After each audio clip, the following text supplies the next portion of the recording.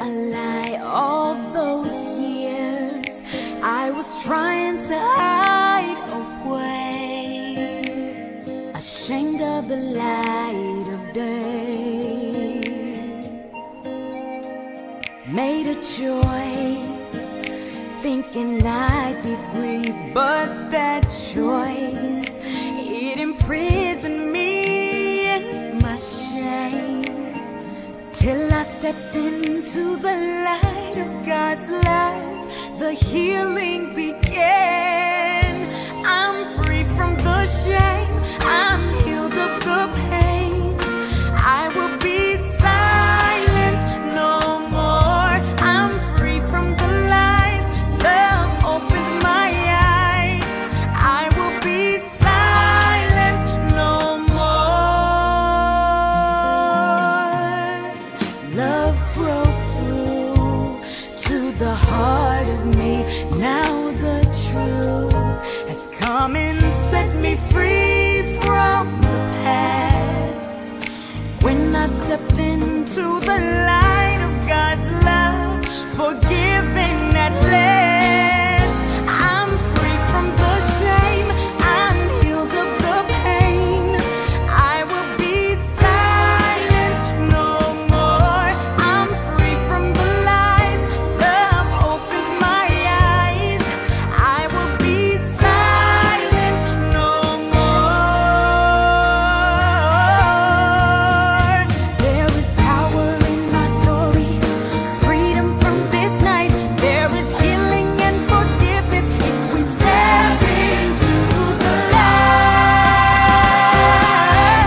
I'm free from the shame, I'm healed of the pain. I will be silent no more. I'm free from the lies, love opens my eyes. I will be silent no more. I'm free from the shame, I'm healed of the pain. I will be silent no more. I'm free from the lies, love opens my eyes.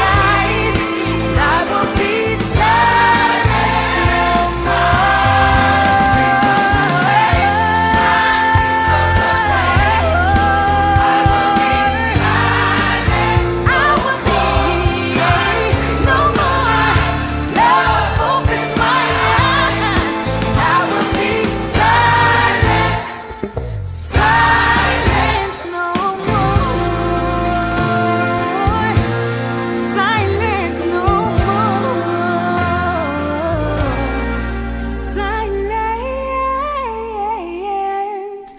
no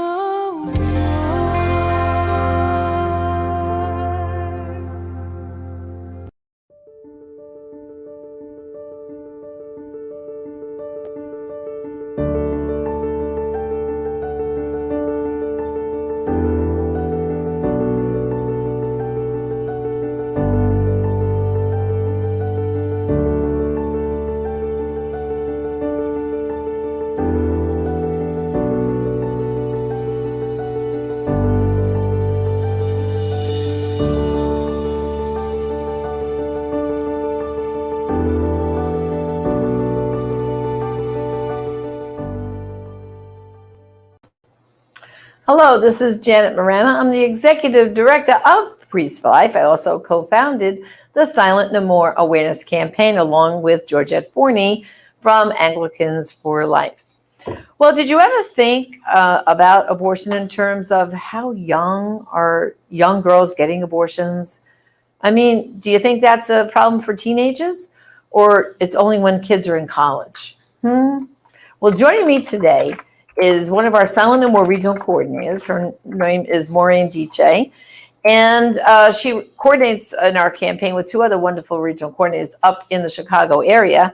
And joining us today to discuss this topic is Maureen Deitche. Maureen, welcome to the program. Glad to be here. Thank you. So as I just said, we know Planned Parenthood and the abortion clinics, they target the young people. There are so many Planned Parenthoods are now even on college campuses.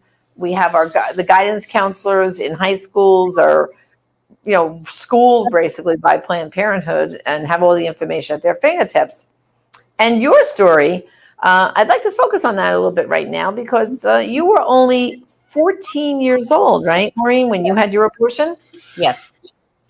So tell our viewers right now, what brought that about, and involvement with your parents, the boyfriend. Just give us a snapshot on 14-year-old girl. So you must have been a freshman in high school? Yes.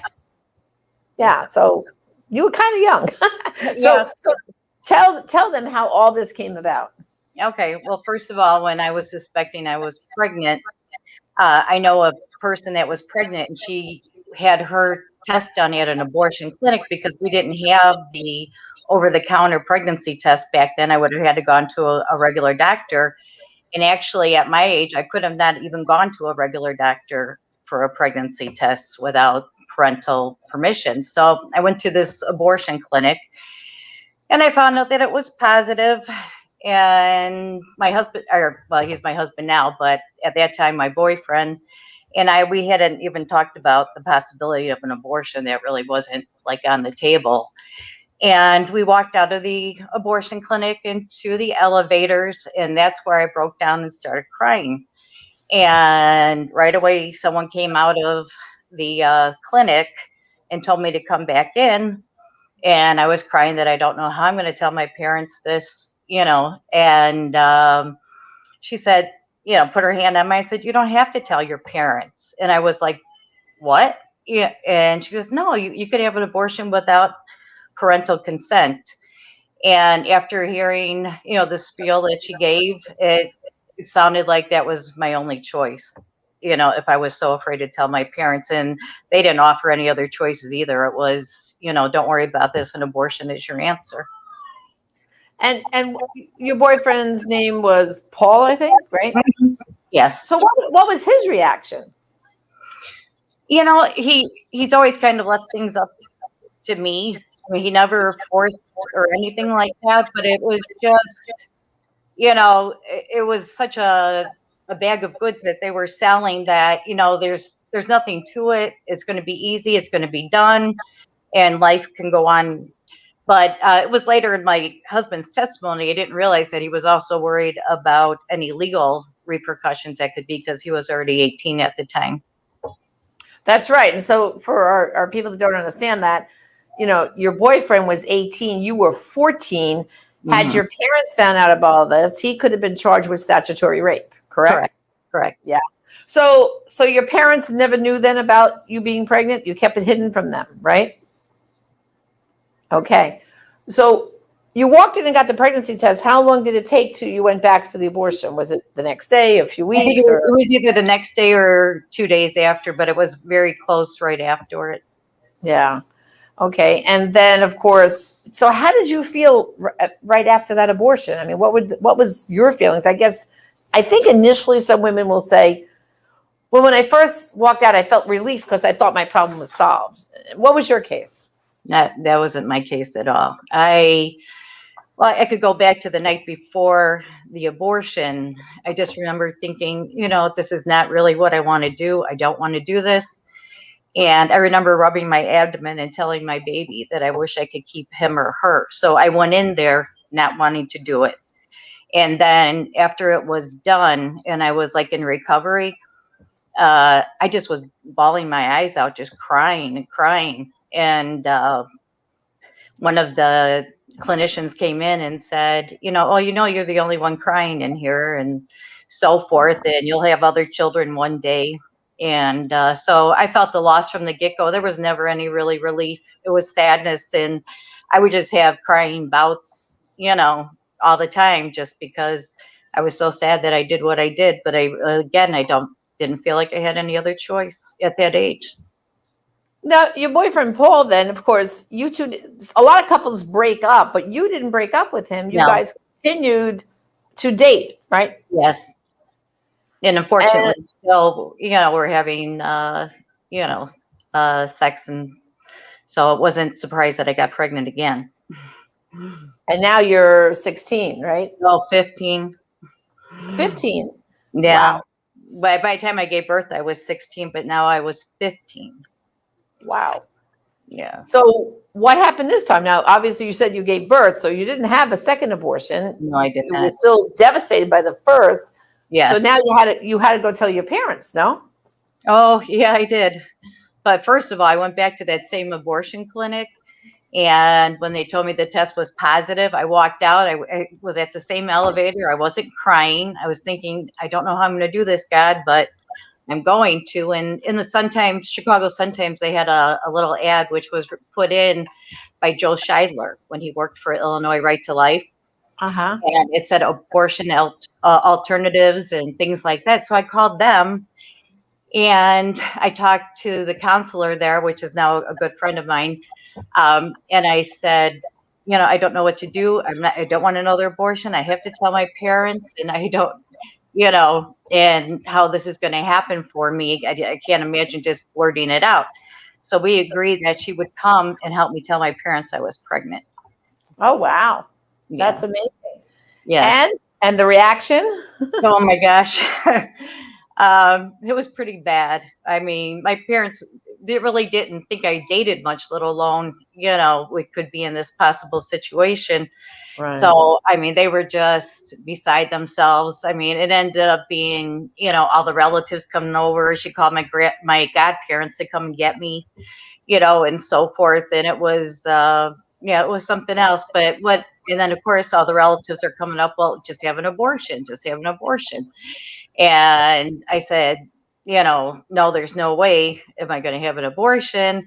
And the woman from Illinois Right to Life, at that time, she wasn't married, but Laura Canning, she was explaining that abortion is not the answer here. So, Right. Okay, so now Paul, your boyfriend, he's still sticking by you. And at what point did he suggest that you guys get married? well, actually, it was kind of planned before I told my parents. Before actually I told my parents I was pregnant, I made sure I knew how it was going to be paid for. I already had my first OB-GYN visit and everything like that because I was always, even at that age, very like independent. And so actually, when I laid everything out before my parents, it's like, oh, I'm going to have the baby here. We're going to get married on my birthday when I turned 16, and so forth, which I think was a kind of a shocker too. But down the line, my mother's, parents said, guys don't have to get married, but we decided that's what we wanted to do. Wow. Okay, so you got married and gave birth now to this child. And was it a boy? Was it a girl? Tell us. The little girl. Yeah. So now you're 16. Of course, you two are still married. How many years now? 45 almost come July. 45. Wow. And how many children do you have total? I have 4 living, and then my child that I aborted that I named Mary Catherine. Right. Wow. So, okay, you two get married, but did you ever talk about the abortion together in those early days? Or like, where did you get to the point where you said, I have to deal with this and find healing? Okay, well, actually, right in the hospital when I had my daughter, I was just in a room with her and she was in my arms. And all of a sudden, it dawned on me that I took the life of somebody just as precious as the child I was holding. So I actually, at that point, was crying tears. And then after we got married and my daughter was just a couple of months old, I was thinking, oh my gosh, what if I lose this baby? Because, not that God is a vengeful God, but, at 16 years old and really thinking that clearly. But I just wanted to make peace with God. And so I had my husband go to a church other than our own, and he went to confession and he told the priest that, I also wanted to go to confession for the same thing. And then we had an appointment, and that was, such a grace that, by the time that this was like, she was only a few months old. So, just to have that peace inside again. And then did you ever go on to do a healing program of any kind? I had to. I had no idea that, I think it was like 10 years down the road that this would come and hit me in the face again. Because when I had my 4th child, I had, I can't think of the name of it, that depression that you have after when you have a baby. Postpartum Postpartum depression. Thank you. And, I mean, Satan likes to take a little bit of the truth and then blow it up. Yeah. And a lot of times when mothers have this, they feel like, oh, can they take care of their baby? Could they harm them? And all these other things that flow through their mind, Right. which no matter what, I know I was a good mother, regardless of the thoughts that were being put in my head. And it came to the point, where I said, and, there's no way I would ever hurt my child. And then I could distinctly, it wasn't like audible, but you knew it was being said to you, and it said, but you killed one of them already. And that pointed back to the abortion. And it's like, that part is true. And it's like, well, gee, if I could kill one child, isn't there a chance I could be dangerous to the rest? And that just played on me. And I mean, the depression was so bad, along with the postpartum depression. And I finally met with this priest who was just wonderful. His name is Father John Grigas. He's no longer with us. He's in heaven now. But he was fantastic, and he really brought me to a place of healing. Well, now we have a question here.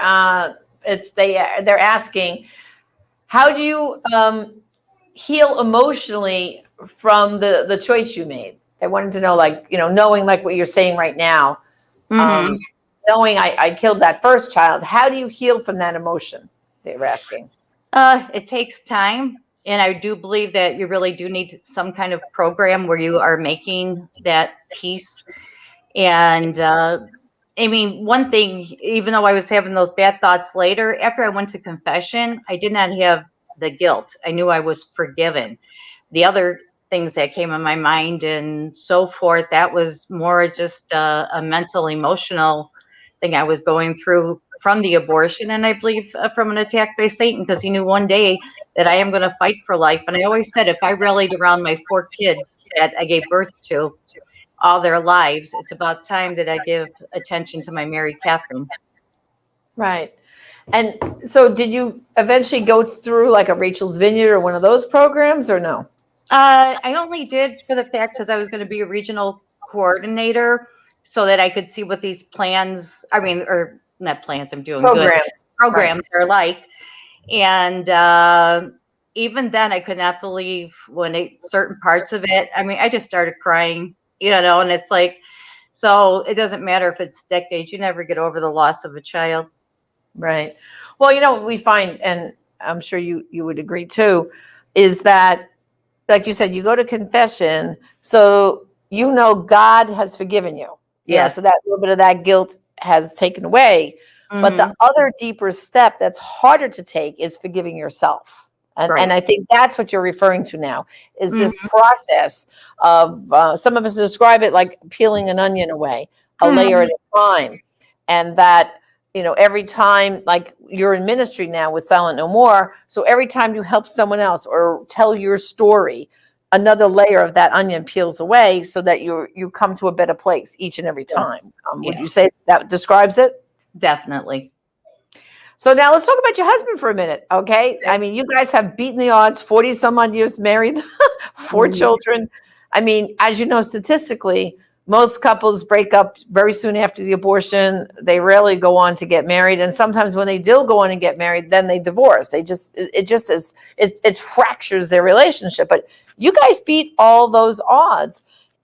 What do you think was the secret? Like, how did that happen? That you're not the statistic. I know I'm not a statistic, but it's funny because I used to do pre-Cana with my husband for many, many, many, many years. And I said to the couples, I said, if you have God in your life, it is the best insurance policy you could possibly have, and to pray together and to make God a part of it.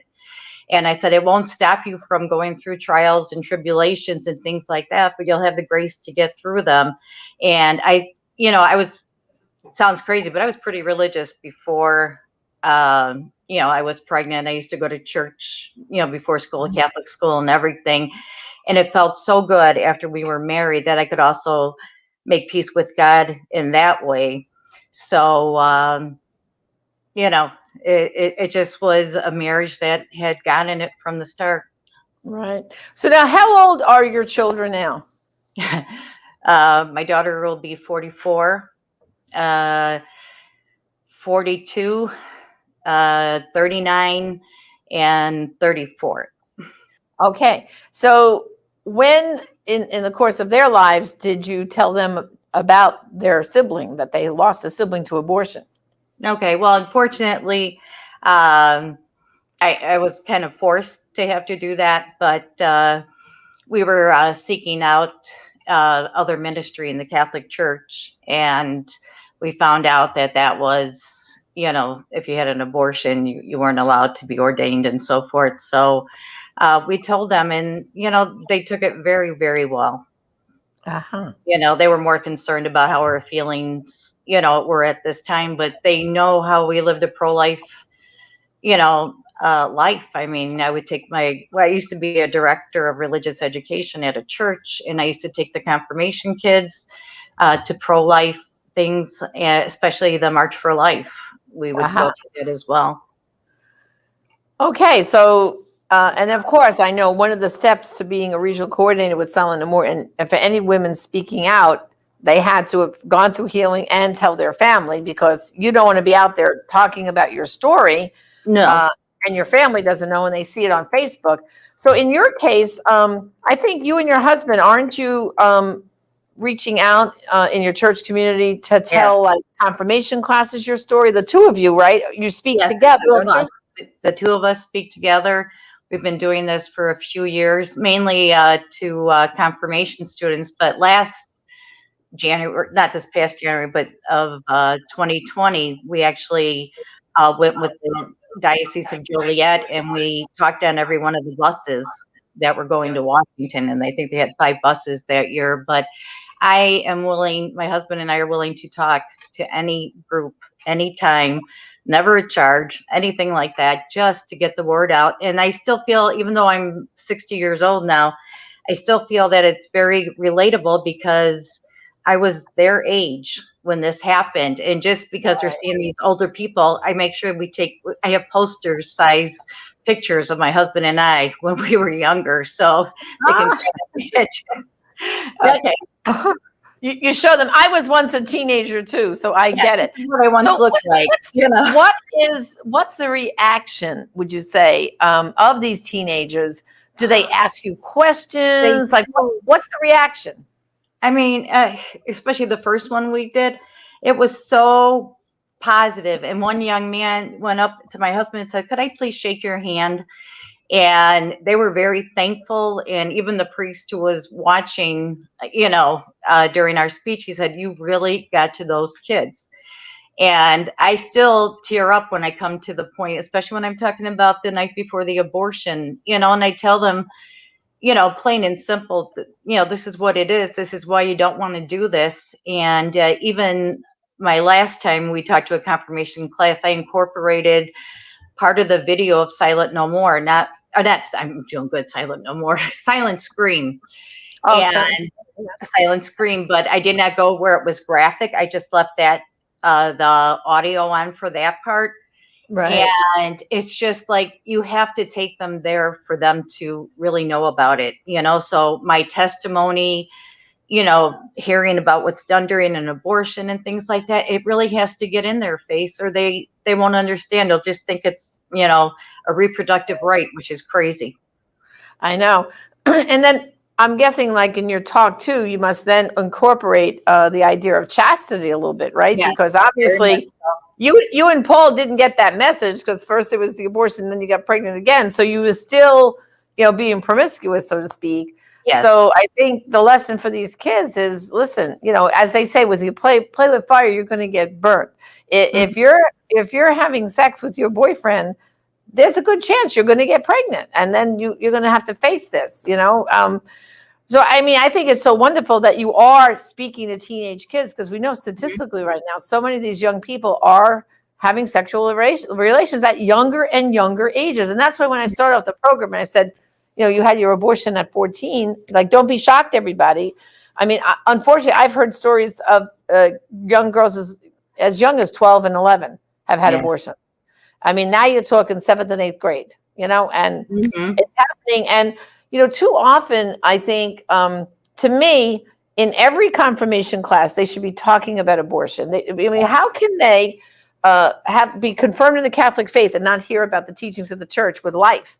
And I think I think parents and schools are skipping important steps here by not telling the truth to these kids. And I want to thank you and Paul, Maureen, because it's not easy to get up and keep telling your story every time. But look at how many young children that you're affecting, that maybe, they'll say, hey, you know what? It's like you're saying, don't go down this road. I did it. And it didn't stop, And let me tell you about it. Exactly. Okay, so here's another question. It says, memory and healing of pain and abortion. God bless you and your marriage, and giving you your children. So that's one of our viewers just thanking you. Thank you.